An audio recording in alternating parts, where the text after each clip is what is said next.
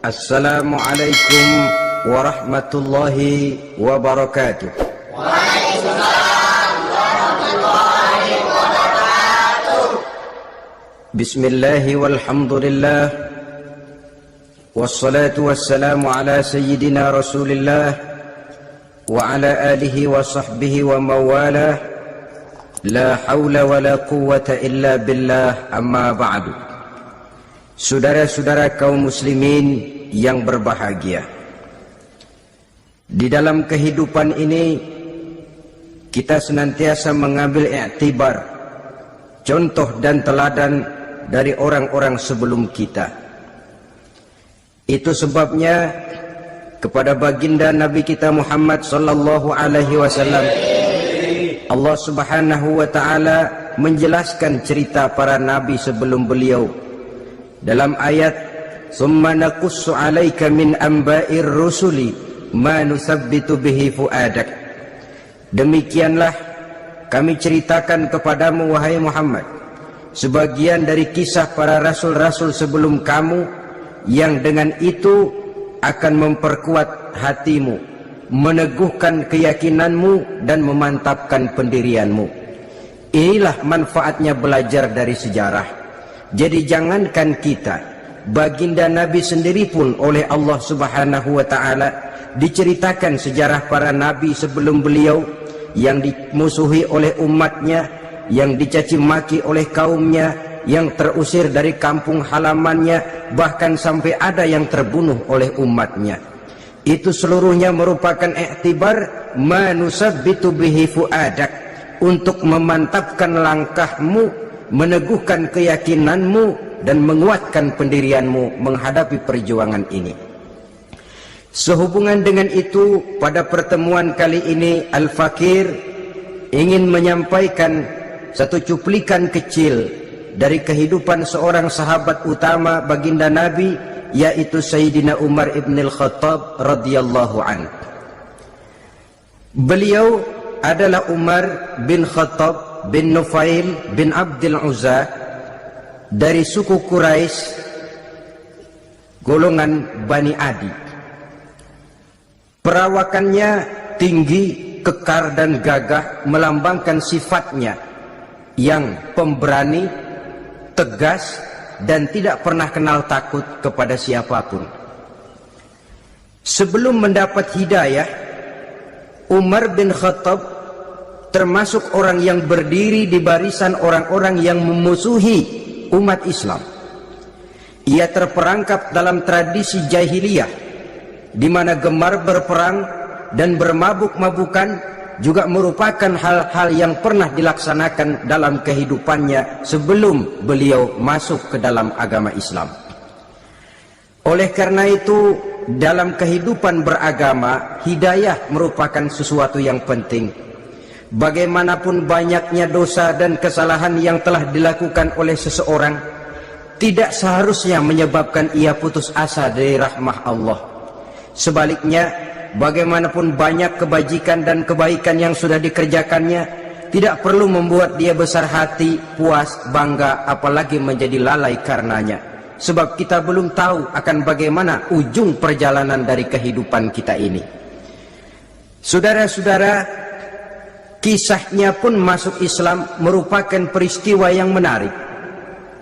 Pada satu hari, dengan pedang terhunus, Umar bin Khattab menuju Darul Arqam, tempat di mana baginda Nabi biasa berkumpul dengan para sahabat. Melihat mukanya yang beringas, matanya yang nanar, orang sudah menyangka dan mengerti ini tentu akan terjadi pembunuhan. Dalam perjalanan menuju Darul Arqam, Umar bertemu dengan Nuaim bin Abdullah. Nuaim bertanya, "Ya Umar, mau kemana ente?" "Mau membunuh itu, si murtad itu," katanya. "Si murtad yang mana?"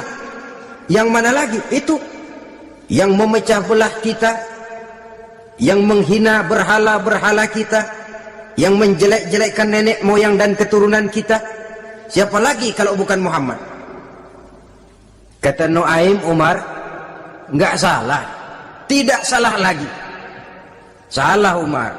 Salah kenapa? Apa kamu nggak malu? Kamu mau pergi membunuh Muhammad, sementara adikmu sendiri Fatimah, dia sudah termasuk salah seorang pengikut Muhammad. Mendengar ini, muka yang memang tadinya sudah marah dan merah, tambah jadi kelabu. Bukan main mangkalnya Umar bin Khattab. Orang lain dia musuhi, orang lain dia kejar-kejar. Ini malah adiknya sendiri menjadi pengikut dari baginda Nabi.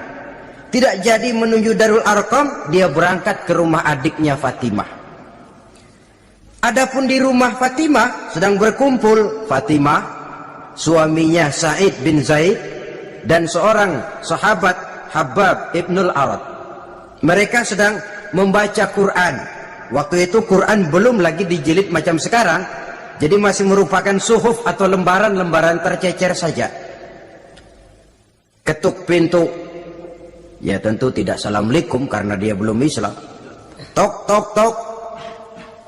Siapa di luar? Umar. Mendengar suaranya saja, ini sahabat yang namanya Habab ibnul Arad sudah lari ke belakang pintu. Sambil komat kamit baca doa mohon diselamatkan oleh Allah. Adapun Fatimah yang sedang memegang suhuf, lembaran tulisan Quran itu, menyembunyikan suhuf itu di belakang bajunya. Umar masuk. Fatimah, saya bang. Apa benar berita yang saya dengar? Berita apa itu bang? Bahwa kau sudah masuk Islam. Bang, andai kata Muhammad memang benar, bagaimana? Sudahlah, jangan belit-belit. Jawab saja, kau masuk Islam benar atau tidak? Ya. Saudara hadirin, begitu dikatakan iya, tangannya langsung melayang, menampar muka adiknya ini, sehingga mengalir darah dari hidungnya. Suaminya Sa'id bin Zaid yang mencoba melindungi istrinya, dipegang lehernya, dibanting, diduduki dadanya. Oh, ini jawara ini.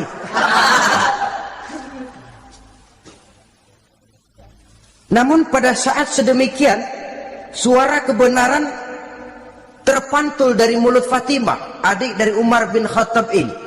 Umar, apakah engkau memukul orang yang bersaksi bahwa tidak ada Tuhan melainkan Allah dan Muhammad Rasulullah?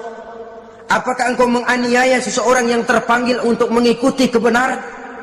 Manusia macam apa engkau, Umar? Saudara, memang dia orang keras, tapi hatinya mudah menerima kebenaran. Sehingga mendengar kalimat adiknya ini tercenung dia sejenak, melongok, bengong kata anak sekarang. Ini kalau tidak karena keyakinan yang mantap, tidak mungkin orang ini, anak adik saya ini bicara macam begini. Umar, mengapa engkau memukul orang yang bersaksi bahwa tidak ada Tuhan melainkan Allah dan Muhammad Rasulullah? Mengapa engkau pukul orang yang mengikuti kebenaran, menerima hidayah dari Allah? Begitu yakin dan mantapnya, walaupun di tengah satu hal yang sangat menakutkan. Siapa yang tidak takut orang Quraisy berhadapan dengan Umar bin Khattab yang dikenal sebagai singa padang pasir pada waktu itu? Malahan dia termasuk salah seorang jagoan. Di tradisi masyarakat jahiliyah itu ada satu pasar yang namanya pasar Ukaz. Tiap tahun di pasar itu diadakan pesta. Pertama pertandingan syair, jadi penyair waktu itu jadi kebanggaan. Syair-syair yang menang itu digantung di dinding Ka'bah. Jadi setiap suku akan bangga kalau mempunyai ahli syair yang hebat. Nah, lalu diadakan juga lah perlombaan balap kuda, memanah, termasuk gulat. Lah Umar ini tiap kali pertarungan mesti menang. Belum pernah ada yang berhasil mengalahkan dia. Jawara. Saudara-saudara, mendengar adiknya begitu mantap hatinya, apalagi ketika adiknya berkata begitu, suhuf, lembaran yang disembunyikan di belakang bajunya tersembul. Apa yang kau sembunyikan di balik bajumu itu? Suhuf. Apa suhuf itu? Lembaran Al-Quran. Coba saya lihat. Enggak boleh. Kenapa? Kamu kotor. Orang kotor tidak boleh megang Quran. Saya mau lihat. Enggak boleh. Kalau kamu mau lihat, mandi dulu. Diturutinya permintaan adiknya itu. Lalu diambilnya suhuf tadi. Dia baca. Kebetulan ayat yang dibacanya ayat pertama dari surah Thaha yang berlanjut dengan ayat 14 pada surah yang sama. Dia baca, Bismillahirrahmanirrahim. Thaha ma anzalna ilaikal qur'ana litashqa illa tazkiratan liman yakhsha. Thaha, tidaklah aku turunkan Al-Quran ini untuk bikin sukar manusia, melainkan merupakan pengingat bagi orang-orang yang takut kepada Allah. Lalu pada ayat ke-14, Innani anallahu la ilaha illa ana fa'budni. Sesungguhnya akulah Allah, tidak ada Tuhan melainkan aku, maka hendaknya hanya kepadakulah kamu menyembah. Wa aqimis sholata li dzikri, dirikanlah salat untuk mengingat aku. Innas sa'ata atiyatun akadu ukhfiha litujza kullu nafsin ma tas'a. Sesungguhnya kiamat itu pasti akan datang, yang sengaja waktunya kami tidak beritahukan kepada kamu semua, untuk kami balas segala setiap orang tentang apa saja yang telah mereka lakukan dalam kehidupan di dunia ini. Setelah membaca ayat ini, gemetar tangannya. Ini sih nggak main-main ini. Ini belum pernah saya baca ajaran semacam ini. Tidak patut orang yang mempunyai kitab suci semacam ini dimusuhi. Ini sesuatu yang benar, tergetar jiwanya. Hei Fatimah, Muhammad di mana Muhammad? Saya tidak akan memberitahu kepada kamu. Di mana? Saya tidak akan memberitahu. Lebih baik kau bunuh saya kalau memang maksudmu mau mencelakakan Muhammad. Sama sekali saya tidak akan mencelakakan dia, Fatimah. Kasih tahu saja, di mana dia? Darul Arqam. Bergegas dia menuju Darul Arqam. Di dalam Nabi memang sedang kumpul dengan para sahabat, termasuk ada Sayyidina Hamzah yang juga terkenal jawara juga. Ketuk pintu. Ketuk pintu. Siapa di luar? Umar. Di dalam ini geger sebagian sahabat. Umar datang ini pasti bencana. Umar datang, wah, kalau istilah kampung, kerok dan urusan. Tapi baginda Nabi menenangkan mereka. Tenang, mudah-mudahan ada hikmahnya. Sayyidina Hamzah tampil, bukakan dia pintu. Kalau niatnya baik, kita terima. Kalau niatnya tidak baik, saya paling depan. Dibukakan pintu. Begitu dibukakan pintu, Umar masuk merangkul baginda Nabi. Kemudian dengan tersendat, Asyhadu an la ilaha illallah wa asyhadu annaka ya Muhammad Rasulullah. Saya bersaksi tidak ada Tuhan melainkan Allah, dan saya bersaksi bahwa engkau hai Muhammad adalah utusan Allah. Sahabat takbir semua, Allahu Akbar, Allahu Akbar. Kegembiraan meliputi suasana ketika itu. Kenapa? Karena sebelumnya dikala Umar belum masuk Islam, dia merupakan ganjalan yang paling dikhawatirkan oleh umat Islam. Setelah dia masuk Islam, jelas merupakan suatu keuntungan yang sangat besar. Dan dia tertarik kepada Islam bukan karena bujuk rayu orang, tidak karena diberikan harta, tidak karena diiming-iming oleh kedudukan tinggi, tapi karena kebenaran, hidayah menembus hatinya melalui wasilah ayat dalam surah Thaha yang dibacanya melalui suhuf yang dipegang oleh adiknya tadi. Sejak saat itu berubah 180 derajat Umar bin Khattab radhiyallahu anhu. Tetapi tetap dengan sifatnya keras, tegas, dan tidak pernah kenal takut kepada siapapun. Cuma kalau sebelum Islam, dia kerasnya kepada Islam. Setelah dia masuk Islam, muter arah.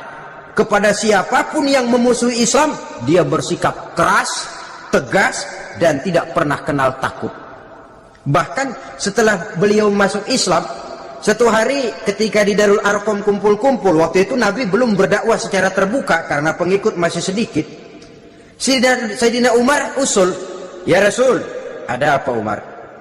Alasna alal haq, fi mamatina wa mahyana. Ya Rasul, bukankah kita ini berdiri di atas sesuatu yang benar? Bukankah mati kita, hidup kita untuk melaksanakan sesuatu yang benar? Bala ya Umar, betul Umar. Wallazi nafsi biyadih, innakum la'alal haq in muttum wa in hiyitum.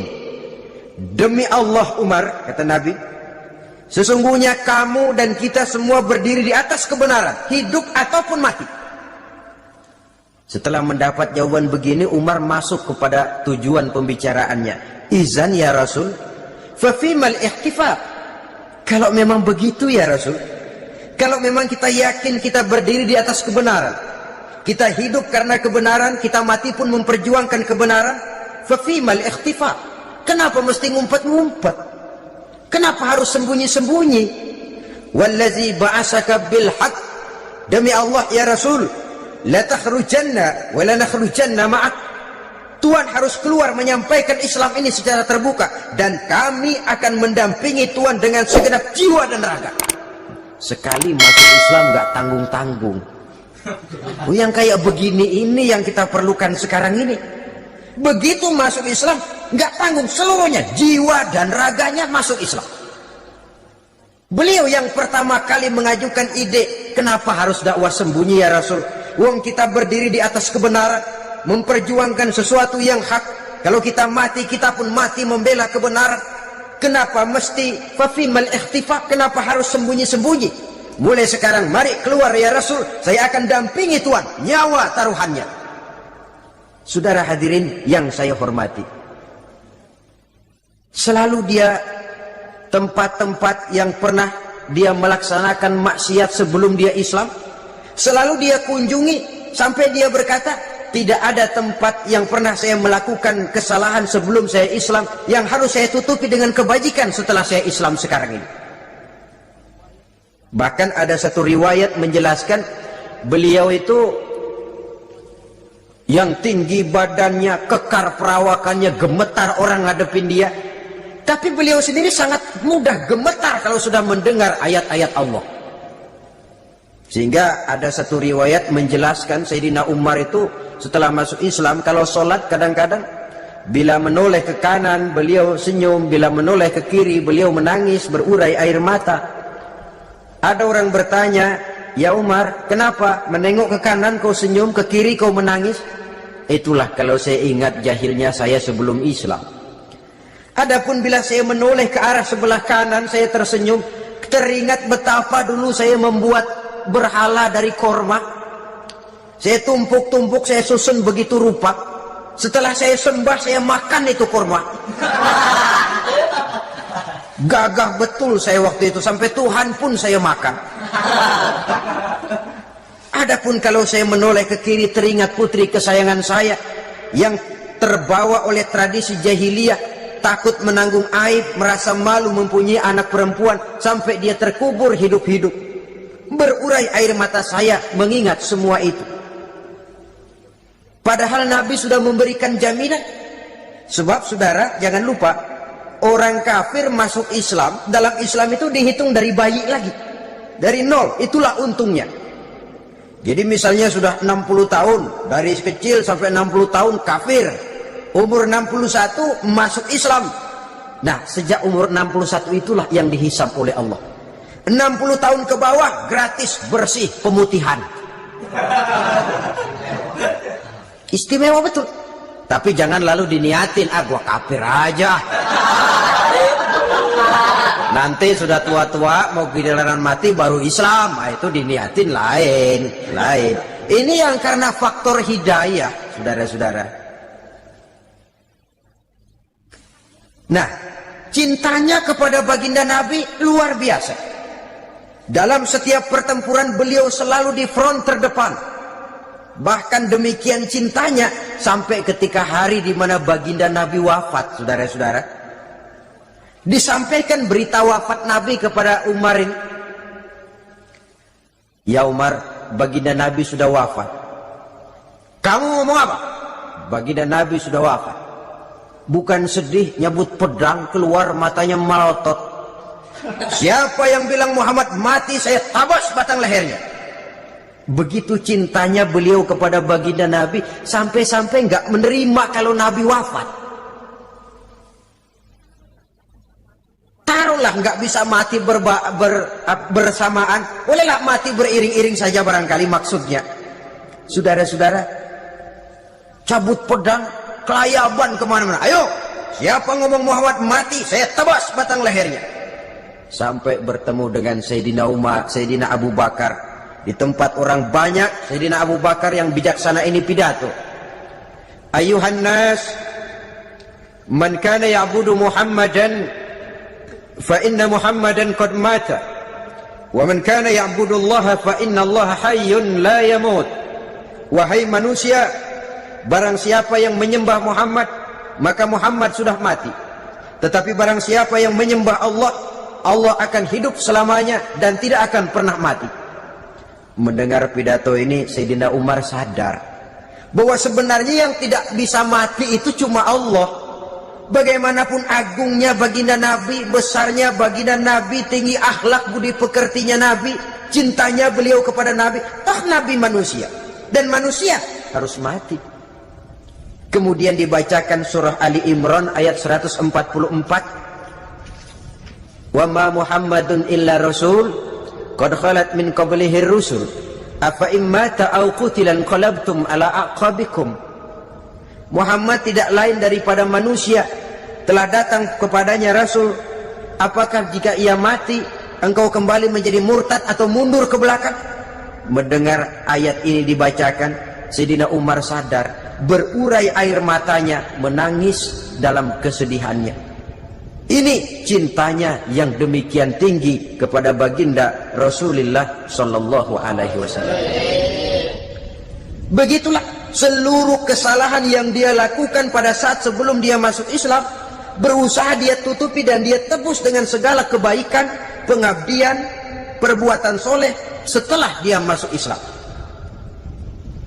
Sehingga diajarkan oleh baginda Nabi, ittaqillaha haitsu ma kunta wa atbi'i sayyi'atal hasanata tamhuha wa khaliqin nasa bi khuluqin hasanin. Bertakwalah kamu kepada Allah, kata Nabi, dimanapun saja kamu berada. Jadi takwa tidak kenal tempat. Dimanapun saja kamu berada, bertakwalah kepada Allah. Di rumah takwa, di pasar takwa, di kantor takwa, di tengah orang banyak takwa, pada waktu sendirian takwa. Ittaqillaha haitsu ma kunta.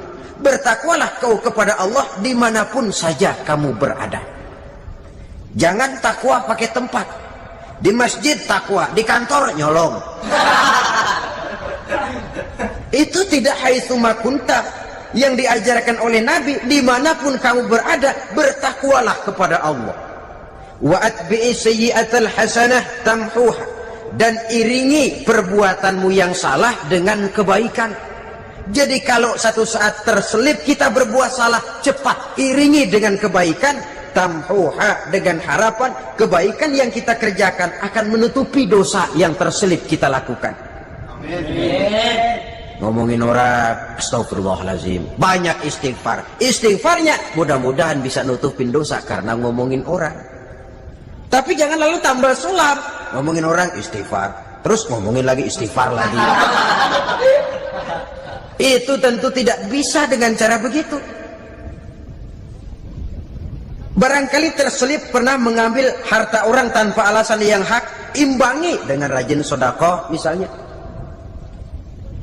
Barangkali pernah menyakiti hati orang, imbangi dengan perbuatan yang bisa menyenangkan hati orang lain.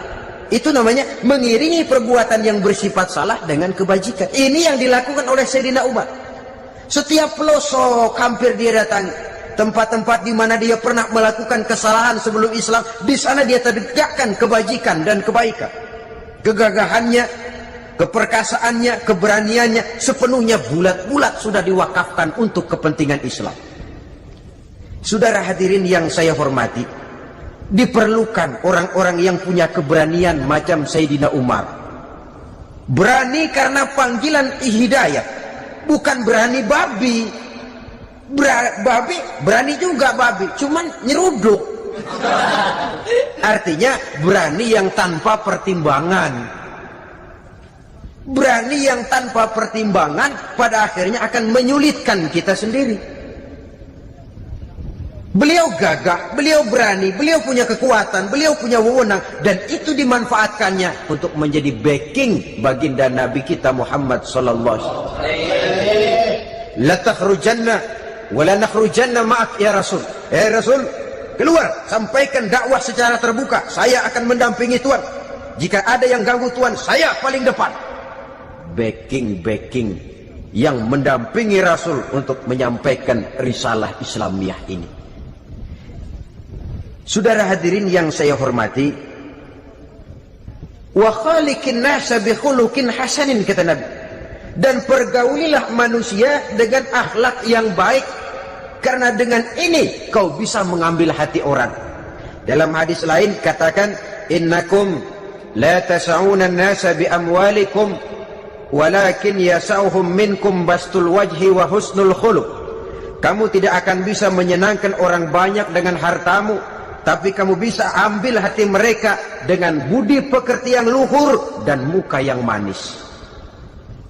Dengan harta belum tentu kita bisa menyenangkan semua orang, tapi budi pekerti yang luhur, muka yang manis, itu yang akan bisa membuat kau menyenangkan orang banyak.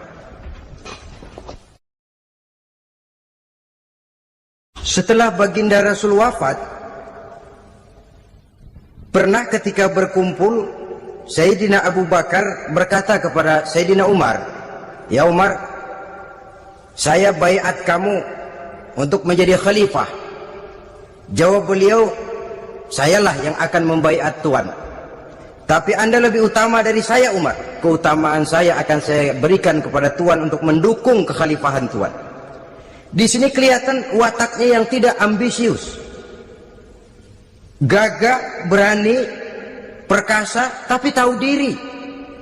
Enggak nyelonong. Tidak menggunakan kekuasaannya, kegagahannya untuk maksud yang sewenang-wenang. Oleh karena itu, setelah Sayyidina Abu Bakar wafat, beliau dilantik menjadi khalifah, keluarlah pidatonya yang terkenal. Ayuhan nas, inni qad wullitu alaikum walastu bi khairikum. Hai manusia, aku telah dipilih menjadi pemimpin kamu, padahal aku bukanlah orang yang terbaik di antara kamu.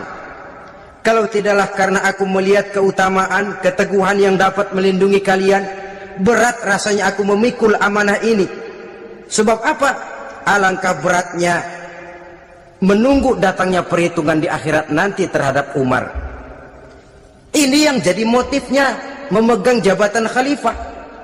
Sungguh berat bagi Umar menunggu datangnya saat perhitungan, sehingga seolah-olah kalau bisalah jadi Umar bin Khattab saja, jangan jadi khalifah kalau bisa. Tapi moya umat sudah kadang memilih, sehingga benar kalau dalam satu hadis Nabi pernah mengajarkan jangan memberikan satu jabatan kepada orang yang memintanya. Sebab orang kalau sudah minta jabatan, apalagi pakai jilat-jilat, pakai upeti-upeti, tentu ada tendensinya. Ada batu di balik udang. Kalau udang di balik batu kan mungkin nggak kelihatan, tapi kalau batu di balik udang kelihatan betul itu. Ada maunya, ambisinya. Jangan memberikan satu jabatan kepada orang yang memintanya. Seakan di batinnya Sayyidina Umar menyesali. Kenapa Umar nggak jadi Umar saja, kok mau jadi khalifah gitu? Alangkah berat perhitungan buat saya di akhirat nanti. Nah, setelah jadi khalifah, sebagai satu i'tibar, saya akan mencoba mengemukakan beberapa sifatnya yang menonjol untuk pelajaran buat kita semua.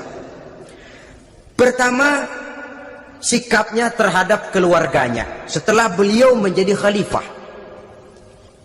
Kedudukan sebagai keluarga Umar bin Khattab bukan merupakan kedudukan istimewa. Itu ditanamkan betul kepada keluarganya. Jangan karena bapakmu khalifah, lalu mentang-mentang anak khalifah kau merasa dapat fasilitas, merasa bisa berbuat semau-maumu. Kau harus punya tanggung jawab dan beban moral, memberikan contoh yang lebih baik kepada rakyat. Ini yang ditekankan kepada keluarganya. Kalau beliau mau mengeluarkan undang-undang itu lebih dahulu dibicarakan di tengah keluarganya, kumpul anak-anaknya. Ini akan ada undang-undang begini. Siapa di antara kalian mau mentaati, persilahkan. Yang tidak pun persilahkan. Tapi saya ingatkan, kalau ada dari keluarga Umar yang melanggar peraturan yang saya keluarkan ini, saya akan menghukumnya 2 kali lipat karena dia keluarga saya. Menghukumnya 2 kali lipat karena dia keluarga saya. Jadi bukan mentang-mentang anak babe lalu kebal hukum. Tidak. Siapa yang diantara kalian melanggar peraturan ini, akan aku kenakan hukuman 2 kali lipat karena dia keluargaku. Nah, saudara hadirin yang saya hormati, lalu berwibawa, dijaga betul keluarganya. Suatu hari beliau datang ke rumah putranya Abdullah bin Umar. Ketika masuk dilihatnya Abdullah bin Umar sedang makan daging. Merah muka Umar. Mentang-mentang anak khalifah ya, mentang-mentang anak Amirul Mukminin ya, kamu makan daging. Lihat tuh rakyat kita masih banyak yang kelaparan, makan daging, makan roti keras. Padahal itu halal, sesuatu yang diperoleh dengan usahanya sendiri. Tetapi begitu hati-hatinya Umar untuk menjaga pandangan orang. Keluarga khalifah merupakan beban moral sebab akan dijadikan contoh oleh rakyatnya. Mentang-mentang anak khalifah ya makan daging. Lihat tuh rakyat, roti keras digarotin. Lain saat beliau pergi ke satu pasar. Di situ dilihat ada sapi gemuk-gemuk. Tempat lain sapinya kurus-kurus. Tanya, ini yang gemuk-gemuk sapi siapa? Sapi Abdullah bin Umar. Sapi anaknya. Panggil Abdullah bin Umar, suruh sini. Datang anaknya itu. Abdullah bin Umar, bagaimana ceritanya sampai ini? Begini Bapak. Dahulu itu dengan uang saya beli sapi kurus-kurus. Lalu saya rawat. Saya berikan upah orang untuk merawat sapi-sapi itu. Sampai sekarang dia menjadi gemuk. Akan saya jual dan keuntungannya tentu sesuatu yang halal. Subhanallah, kata Umar. Kau ini anak Amirul Mukminin. Jual sapimu, ambil modalnya, untungnya, masukkan Baitul Mal untuk urus kepentingan orang Islam. Dia nggak mau anaknya terlibat bisnis, ndompleng kekuasaan ayahnya. Karena mentang-mentang anak khalifah lalu segala macam bisnis lancar. Orang takut karena apa? Anak babe. Ada lagi. Pada waktu pembagian harta ghanimah, putri beliau yang namanya Hafsah, ini adalah istri baginda Nabi, meminta bagian. Kaum kerabat ayah, ini kerabat khalifah, kitalah dulu kerabat. Kalau kau kerabatku, maka jatahmu nanti dari ayahmu. Harta ini masih lebih banyak dibutuhkan oleh orang-orang Islam. Nanti belakangan kalau ada sisanya. Belakangan kalau ada sisanya. La haula wala quwata illa billah.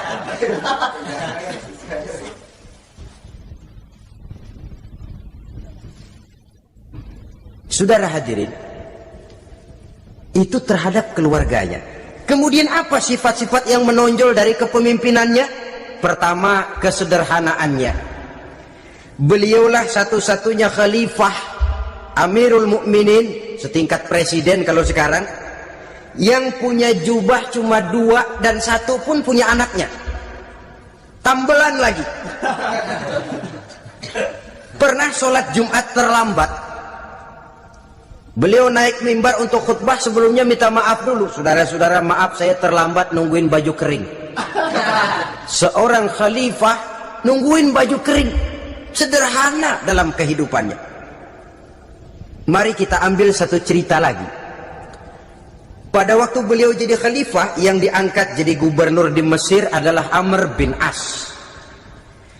Amr bin As hidupnya lebih mirip kaisar. Istananya besar, pakaiannya bagus-bagus.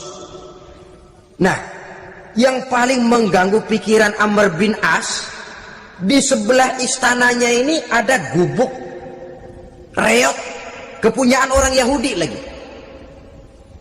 Ini nggak pantas bener, masa di samping istana gubernur ada gubuk reot, orang Yahudi lagi yang punya. Ini mesti udah bikin saja rencana, panggil dinas tata kota, bikin planning, di sini mau dibangun masjid proyek negara, bikin gambarnya, susun anggarannya, tender. Saudara-saudara, si Yahudi yang punya gubuk reot dipanggil. Yahudi, ada apa, Pak? Kamu tahu nggak? Enggak. Iya, memang belum saya kasih tahu.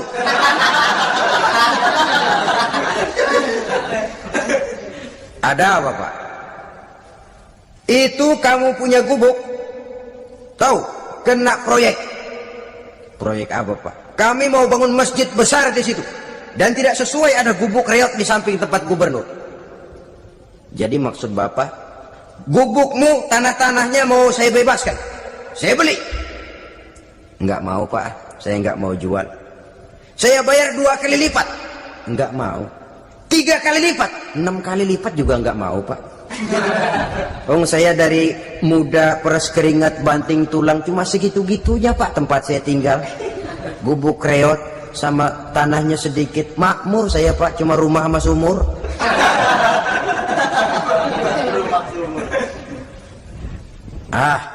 Ini Yahudi kelewatan juga. Akhirnya turun perintah, sudah, kalau dia nggak mau dibebaskan, gusur saja, tarik, ambil bulldozer, gusur. Yahudi ini berurai air matanya. Aduh, begini jadi rakyat kecil, udah jatuh ketiban ember lagi. Tapi pikir-pikir Amr bin As kan bukan yang paling atas, dia kan cuma pejabat, masih ada atasannya lagi. Lapor, lapor. Yahudi ini berangkat ke Madinah. Bayangkan dari Mesir ke Madinah, jalan. Di sepanjang jalan dia berpikir, membanding-banding. Kalau gubernurnya saja istananya begitu mewah, apalagi khalifahnya. Kalau gubernurnya galak main gusur, apalagi khalifahnya. Dan saya bukan orang Islam, apa dia lemin ngadu? Apa dapat tanggapan? Berangkat dia sambil harap-harap cemas. Sampai di pintu kota Madinah,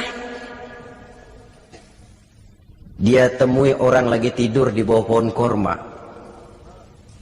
Selamat siang, Pak. Ada apa? Pak.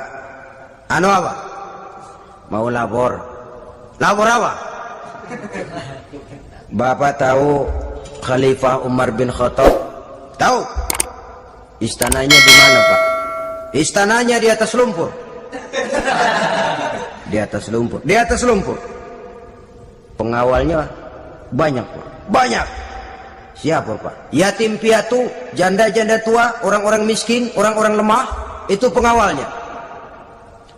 Pakaian kebesarannya apa sutra apa, Pak? Pakaian kebesarannya malu dan takwa.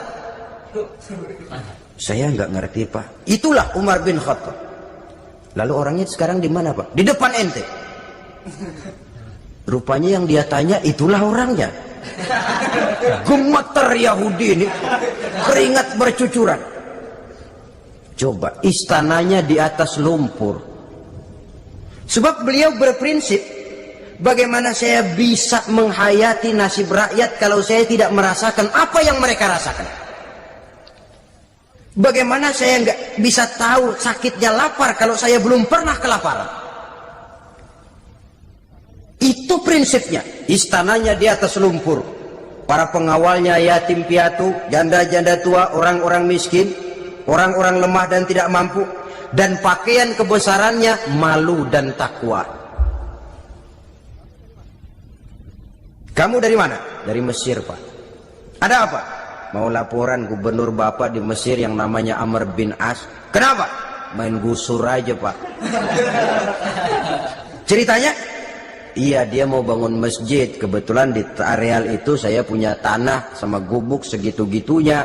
Saya nggak mau dibeli, digusur, Pak. Saya mau mencari keadilan. Begini. Kamu lihat tempat sampah itu? Lihat. Di situ banyak tulang. Coba kamu ambil kemari satu, tulang unta, bawa sini. Bingung Yahudi. Pak, saya kemari mau cari keadilan. Kalau tulang mah di Mesir juga banyak, Pak. Sudahlah, pokoknya kau ambil saja tulang itu. Dicoker-coker, dapat, dikasih. Tulang itu digaris lurus oleh Sayyidina Umar dengan ujung pedang. Red. Nah, nih, kau bawa kepada Amr bin As. Makin bingung itu Yahudi. Suruh bawa tulang cuman digaris. Nanti saya ngomong apa, Pak? Sudahlah, kasih saja. Pulang dia. Sampai di Mesir, Tuan Gubernur, ada apa? Saya baru menghadap khalifah. Kemudian beliau sampaikan ini, dikasih tulang. Amr bin As melihat tulang ada goresan lurus dengan ujung pedang, gemetar, badannya keluar keringat dingin, panggil kepala proyek, proyek batal, masjid nggak jadi didiriin, itu gubuk Yahudi diriin lagi. Ini Yahudi makin bengong, ini gubernur dapat tulang doang segitu takutnya.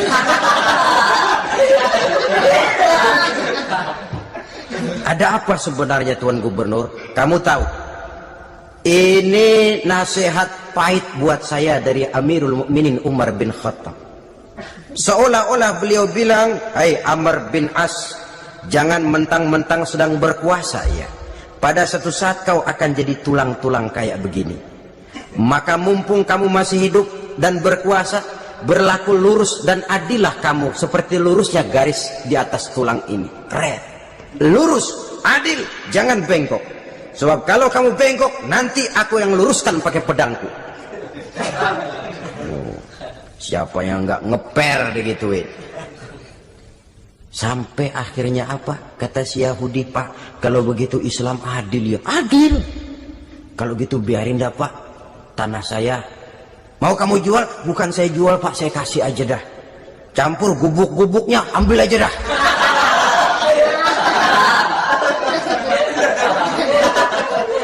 Masuk Islam si Yahudi ini oleh karena keadilan dari Umar bin Khattab. Begitulah kesederhanaan hidupnya. Sampai saudara, yang ironi betul, pernah Utsman bin Affan, Ali bin Abi Thalib, Thalhah dan Zubair kumpul mendengar berita bahwa Sayyidina Umar ini punya hutang. Bayangkan, seorang khalifah untuk melangsungkan hidupnya sampai punya hutang. Padahal Baitul Mal di bawah kekuasaannya. Berunding Utsman, Ali, Thalhah, Zubair. Kalau kita langsung ngomong sama Umar nggak enak dong, dia nggak bakalan terima. Lewat putrinya aja, Hafsah deh. Baik. Hafsah ngomong sama Umar, Abah, kenapa? Bagaimana kalau honor Abah ditambah, ditingkatkan supaya hutang bisa ketutup? Hafsah, saya Abah. Siapa yang nyuruh kamu ngomong begitu? Enggak ada. Ada. Saya tahu ada ini. Kalau nggak ada, kamu nggak mungkin ngomong begitu. Tapi orangnya kalau saya tuntut, mereka mungkin nggak mau. Sekarang saya mau tanya Hafsah, kau kan istri Rasul, betul? Nah, saya mau tanya, suamimu makanannya apa? Daging? Bukan. Roti. Tempat tidurnya kasur empuk? Bukan. Kain kasar yang kalau musim panas kami bentangkan, kalau musim dingin separuh buat tidur, separuh buat selimut. Pakaian yang dibelikan untukmu berapa banyaknya? Cuma 2. Nah, itu guru saya, orang yang paling saya cintai, dan itu yang saya ikuti. Bahkan setelah beliau wafat, Sayyidina Umar ini hutangnya ditanggungkan kepada anaknya Abdullah bin Umar, dan itu pun dilunasi dengan menjual rumahnya, sehingga rumahnya itu disebut Darul Qadha, rumah bayar hutang. Begitu kesederhanaannya. Jadi nggak pakai aji mumpung jadi khalifah lalu kayak ikan gurita, tangan yang mana aja megang. Itu kan mental monyet. Monyet itu kan begitu, tangan megang kiri kanan, mulut ngawal, kaki megang, temennya dikasih masih ngerampas juga. Monyet rakus betul itu. Itu kesederhanaannya. Kenapa kesederhanaan ini timbul? Karena sikap zuhudnya. Zuhud itu tarkud dunia li ajlil akhirah. Orang yang mengambil dunia hanya yang diperlukan dengan lebih mengutamakan kehidupan akhirat. Watak zuhudnya yang sangat menonjol. Dialah pahlawan yang paling berani di medan perang. Dialah imam yang paling khusyuk di masjid. Dan tidak jarang kalau sholat sendiri, begitu membaca ayat yang menceritakan neraka, nangis berurai air matanya. Saudara hadirin ma'asyiral muslimin rahimakumullah. Jadi kesederhanaan dan kezuhudan ini bukan lewat teori disampaikan oleh Umar, bukan lewat penataran seluruh aparat, tidak, lewat contoh konkret. Inilah saya, contoh sederhana dan zuhud. Bagaimana saya akan bisa merasakan penderitaan rakyat kalau saya sendiri tidak pernah menderita? Bagaimana saya akan tahu sakitnya lapar kalau saya belum pernah kelaparan? Maka tanpa penataran, tanpa upgrading segala macam, berhasil karena prinsip keteladanan. Beliau jadi contoh utama. Dan sumber utamanya tentu tidak lain karena contoh dari baginda Nabi besar Muhammad SAW. Dua, sederhana. Yang kedua, zuhud. Yang ketiga, sifat yang menonjol dari kekhalifahannya adalah adil. Kalau sudah bicara soal hukum, dia tidak pernah kenal kompromi. Adalah seorang pemuka Nasrani masuk Islam, namanya Jabalah bin Aiham. Ketika dia bikin haji, kain ihramnya keinjak orang Arab yang hitam, Baduy. Jengkel, dia merasa bekas tokoh, enak aja nih orang udah jelek nginjak lagi. Ditempeleng orang tadi. Orang ini lapor kepada Umar, panggil Jabalah bin Aiham. Panggil. Kau ditampar? Betul Khalifah. Tampar dia. Tampar lagi. Dipukul orang itu di depan Sayyidina Umar. Jadi tidak karena kau ini bekas kepala suku, kau ini bekas orang terhormat, lalu ada kebijaksanaan yang tidak bijaksana. Kebijaksanaan yang akhirnya jadi tidak bijaksana. Dan itu memang sudah dimulai dengan memblokir keluarganya. Tidak satu keluarganya pun yang boleh mempunyai perasaan bahwa menjadi keluarga khalifah merupakan fasilitas dan keuntungan. Kau jangan makan di atas punggungku, kau jangan menikmati fasilitas di atas keringatku. Dan tidak ada keinginan mewariskan jabatan khalifah kepada anak-anaknya. Pernah beliau musyawarah, saya bingung, kenapa khalifah? Gubernur Kufah ini sulit nyari orang. Diangkat yang lemah, rakyat ngeluh. Diangkat yang keras, rakyat juga ngeluh. Ada calon khalifah, kalau ini mah nggak salah lagi nih buat gubernur Kufah.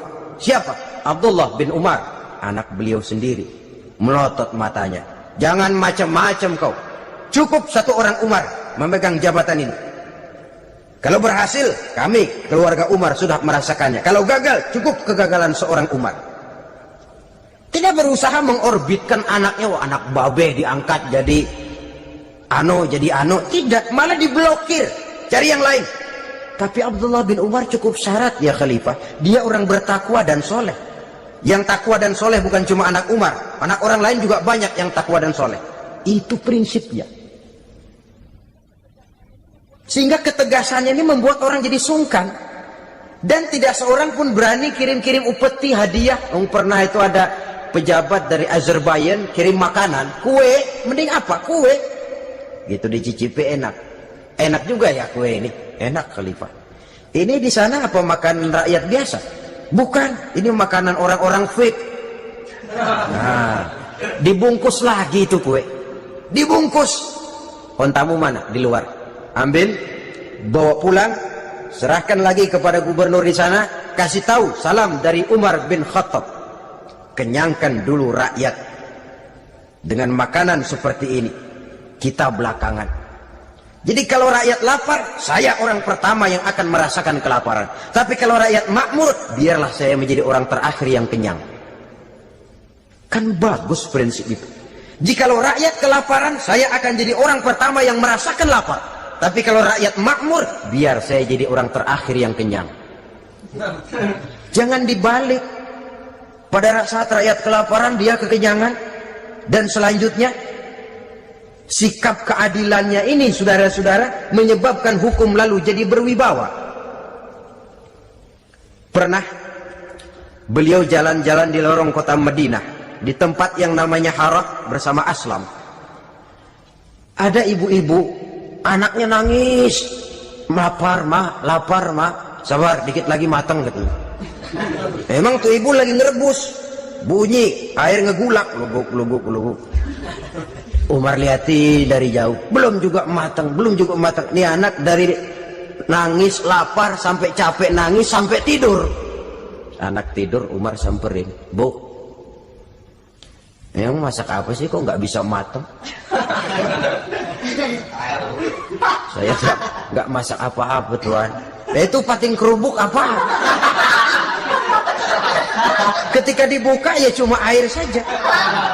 Subhanallah, ibu sudah ngebohongi anak ibu sendiri. Habis harus bagaimana tuan? Saya sudah nggak punya makanan untuk dimasak. Sementara perut nggak kenal kompromi. Jalan satu-satunya ya terpaksa anak saya bohongi. Saya bilang sebentar lagi matang sampai dia tidur sekarang ini. Memangnya Khalifah Umar gimana sih ngurusi rakyat? Subhanallah, dia orang zalim. Dia yang memegang urusan kami, tapi dia nggak tahu nasib saya. Anak kelaparan, keluarga terlantar. Oh begitu. Iya, zalim betul Umar bin Khattab itu. Kalau begitu ibu tunggu sebentar. Dia pulang bersama Aslam menuju Baitul Mal. Dia ambil tepung 1 karung, dipikul sendiri. Dipikul sendiri, kata Aslam, ya Khalifah biar saya yang bawa. Jangan. Kenapa Khalifah? Apa kau kira kau sanggup mikul dosa saya di akhirat nanti? Biar saya yang mikul sendiri. Dia bawa ke tempat tuh ibu-ibu. Dia masakin sendiri. Nah Bu, sudah matang, persilakan masak. Makan. Alhamdulillah Tuan. Mudah-mudahan Allah memberkahi Tuan. Tuan lebih baik dari Umar bin Khattab yang zalim itu. Memang sebenarnya Tuan siapa, kata tuh ibu? Saya. Iya, saya ya Umar bin Khattab yang ibu bilang zalim itu. Gemetar si ibu. Gemetar si ibu. Tapi memang peka dan menghargai kritik orang. Tidak membungkam setiap orang yang nadanya sumbang atau berbeda. Kadang beliau berkata, saya khawatir karena orang terlalu segan dengan saya lalu nggak ada yang berani negur kalau saya salah. Kan begitu biasanya. Karena sudah terlalu segan lalu semuanya orang mau diaminin saja. Asal dibilang nggak benar marah, jengkel. Lalu disingkirin, maunya diiyain, inge kulo nuwun. Oke bos. Beliau bilang saya khawatir kalau tidak ada orang yang mau menegur kesalahan saya jika saya terlanjur nanti. Tahu-tahu muncul orang, demi Allah saya akan menegur Tuan dengan pedang saya ini. Cerah mukanya, senyum bibirnya, alhamdulillah anak muda, saya memerlukan orang macam kau.